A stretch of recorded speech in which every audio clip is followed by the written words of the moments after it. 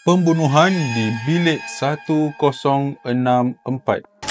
Pada tahun 1935, ada seorang pemuda yang daftar masuk ke hotel menggunakan nama palsu. Tapi selepas beberapa hari, pemuda tersebut dijumpai diseksa dengan kejam di dalam sebuah bilik yang dikunci daripada luar. Apa yang berlaku selepas tu kekal sebagai salah satu misteri pembunuhan yang paling pelik di dalam sejarah Amerika. Inilah kisah pembunuhan yang mengerikan Artemus Ogletree. Pada tahun 1935, ada seorang pemuda yang bernama Roland T. Owen daftar masuk di sebuah hotel presiden yang berlokasi di Kansas City. Dia cuma bawa sikat, berus rambut dan ubat gigi. Tiada beg dan tiada pakaian tambahan.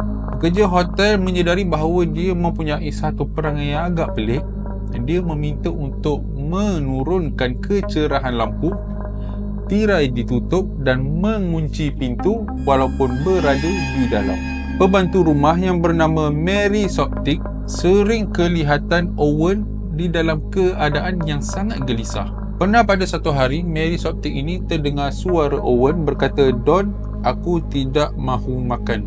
Tapi tak ada siapa yang pernah nampak Don tu ataupun kenal siapa dia. Pada 4 Januari, mereka mula bimbang apabila telefon di dalam bilik itu tidak berfungsi. So, diorang semua datang masuk ke bilik itu dan apa yang dijumpai di dalam bilik itu sangat mengerikan.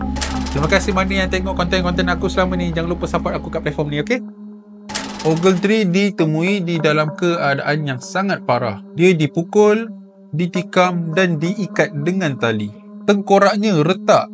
Tapi apa yang pelik, dia masih lagi hidup. Apabila ditanya siapa yang buat semua ni dekat dia, apa yang dia jawab adalah tiada siapa. Beberapa jam kemudian, dia pun meninggal dunia di dalam hospital. Nama Roland T. Owen itu adalah nama palsu. Polis masih tidak dapat tahu siapakah identiti sebenar Roland T. Owen ni. Sehinggalah satu panggilan misteri yang diterima.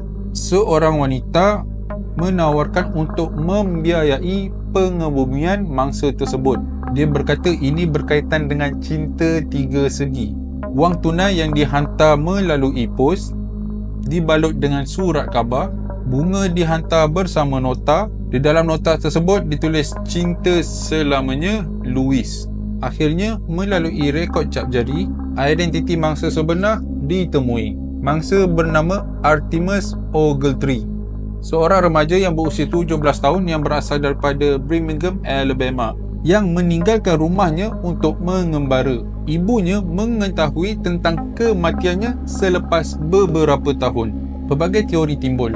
Adakah Don ni seorang kekasih yang cemburu, pembunuh upahan atau kawan yang kejam? Namun tiada seorang pun yang pernah didakwa.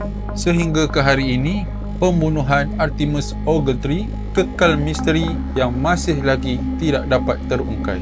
Ada yang kata orang mati tidak boleh bersuara. Tetapi di bilik 1046, diam itu lebih menakutkan. So guys, kalau korang berminat lagi untuk mendengar cerita-cerita berkenaan dengan jenayah yang sungguh kejam dan juga cerita-cerita paranormal yang menyeramkan, korang jangan lupa like, komen, share dan follow saya di semua social media, okey? Assalamualaikum.